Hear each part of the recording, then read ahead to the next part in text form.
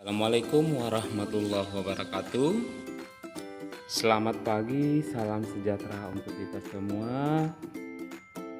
Senang bertemu kembali dengan anak bapak semuanya. Meskipun kita masih secara daring ya, namun tetap semangat, tetap fokus ya.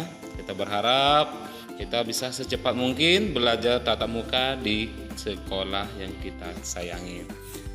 Sebelum kita belajar anak-anak Bapak semuanya, Bapak akan menyapa. Halo, apa kabar anak-anak Bapak semuanya pada hari ini? Semoga anak-anak Bapak selalu dalam lindungan Tuhan Yang Maha Esa, selalu dalam keadaan sehat walafiat. Amin ya robbal alamin. Untuk hari ini kita akan melanjutkan pembelajaran kita muatan pelajaran matematika. Materi selanjutnya yaitu mendeskripsikan dan menentukan hubungan antar satuan baku untuk panjang, berat, dan waktu. Nah, ini materi kita. Untuk hubungan baku panjang, berat, dan waktu sebenarnya anak-anak Bapak sudah mempelajari di kelas 2 ya. Di kelas 2 itu semuanya sudah dipelajari satuan panjang dan satuan waktu. Namun untuk satuan berat akan kita tambahkan lagi, akan kita kupas lagi, kita gali lagi lebih detail tentang pembelajaran satuan baku panjang, berat, dan waktu. Untuk dasarnya, untuk basicnya anak-anak Bapak yakin sudah paham. Oke. Untuk yang pertama kita akan mempelajari tentang alat ukur waktu. Nah, kata yang perlu anak-anak Bapak garis bawahi di sini adalah kata waktu. Teringat dengan kita jika kita ya mempelajari waktu, kita akan ingat dengan nama suatu benda yaitu jam. Ya, Bapak yakin anak-anak Bapak sudah paham? Ya, sudah paham untuk melihat, untuk memahami, untuk menyatakan jam dalam bahasa Indonesia karena udah belajar dari kelas 1 dan kelas 2 ya. Nah, untuk jenis-jenis jam di sini ada 3 ya. Maksud Bapak alat ukur waktu ada 3. Yang pertama ada yang namanya jam analog. Nah, jam analog ini adalah jam yang kita miliki di rumah kita masing-masing ataupun di kelas kita masing-masing. Apa itu jam analog? Jam analog adalah jam yang memiliki 3 buah jarum. Ya, jarum pendek untuk jamnya, jarum panjang untuk menitnya, jarum panjang lainnya untuk detiknya. Jadi lengkap ya, ada 3 jarum pada jam analog ini. Sedangkan untuk jam digital kita tidak menemukan adanya 3 jarum yang ada pada jam analog tadi. Dia langsung ada angka 4 angka ya, ada jamnya sama menit, sama detiknya, sama menitnya yang dibatasi oleh tanda titik 2. Itu jam analog. Kemudian yang kedua alat ukur panjang. Nah, ini untuk mengukur panjang suatu benda, maka alat yang kita gunakan adalah meter. Ada apa saja meternya? Ada penggaris. Anak-anak Bapak sudah paham kan apa gunanya penggaris? Bagaimana cara mengukur panjang buku? Ya, bisa digunakan untuk mengukur panjang kotak pensilnya, itu penggaris untuk mengukur panjang garis. Kalau biasanya di pelajaran matematika kita membuat garis bilangan, kemarin kita menggunakan penggaris. Nah, bagaimana dengan meteran pita? Nah, meteran pita ini biasanya kita jumpai jika seseorang tersebut mempunyai kepandaian, keahlian, kelihayan dalam menjahit.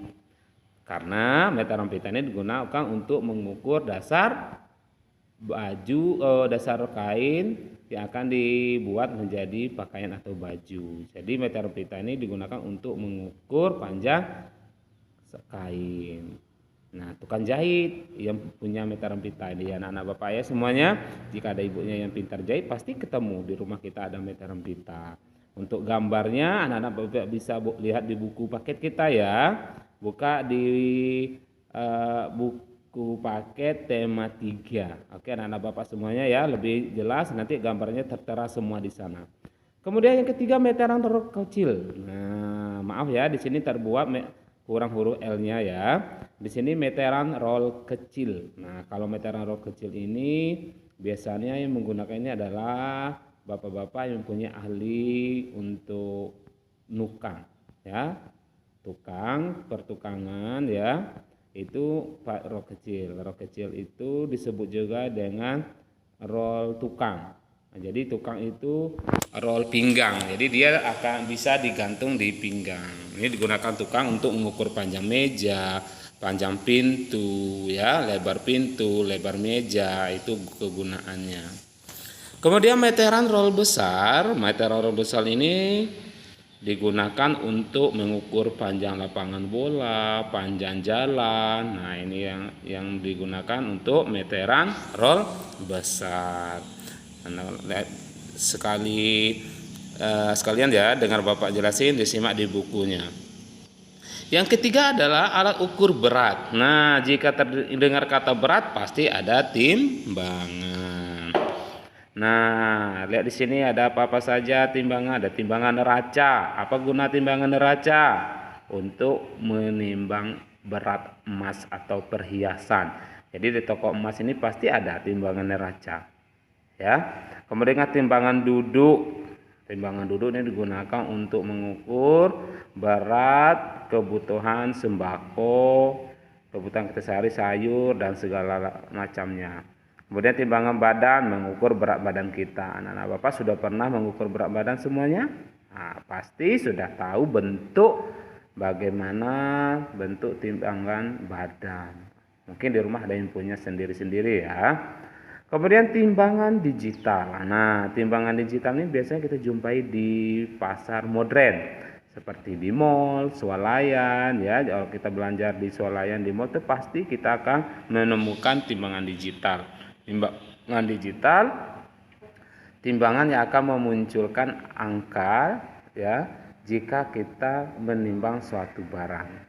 Nah, nanti Bapak yakin juga Bapak anak-anak Bapak sudah pernah lihat ya di mall, kalau yang pernah belanja di Trona, di Transmart, di Jamtos, beli-beli buah atau sayur, nah pasti nampak di situ. Kita harus nimbang dulu. Oke, anak-anak Bapak semuanya, kita lanjut. Bagaimana cara penggunaan alat ukur baku? Nah, alat ukur baku ini seperti yang kita pelajari tadi. Yang pertama kita akan mempelajari bagaimana cara membaca tanda waktu jam analog. Ya. Jam analog merupakan jam yang menggunakan 3 jarum sebagai penunjuk waktu. Ini dia tadi sudah Pak jelaskan, ya. Nah, lewat penjelasannya anak-anak Bapak semuanya, jarum pendek menunjukkan jam, ya, jarum panjang menunjukkan menit, jarum panjang lainnya menunjukkan detik. Jadi ada yang menunjukkan jam, menunjukkan menit dan detik. Nah, hal yang harus kita ingat, yang harus kita ketahui pada jam analog, bahwa jarum pendek berpindah satu angka setiap 1 jam. Artinya dari jam 12, jika mula-mula jarum pendek di angka 12, maka dia akan berpindah ke jam 1 jika sudah 1 jam. Jadi perpindahan dari 12 sampai ke 1 artinya sudah 1 jam. Sedangkan jarum panjang berpindah 1 angka, misalnya jarum pendek di angka 12, jarum panjang di angka 1. Nah, dari angka 1 berpindah ke angka 2 nilainya 5 menit. Jadi jarum panjang jika ia berpindah ke satu angka ke angka yang lain itu nilainya 5 menit. Contohnya jarum panjang di angka 1 pindah ke angka 2 nilainya 5 menit. Dari angka 2 lagi pindah lagi ke angka 3, hitungannya dari angka 1 ya.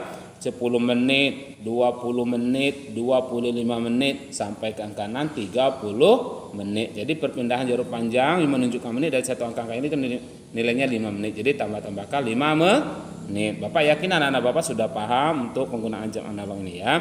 Perhatikan contoh berikut.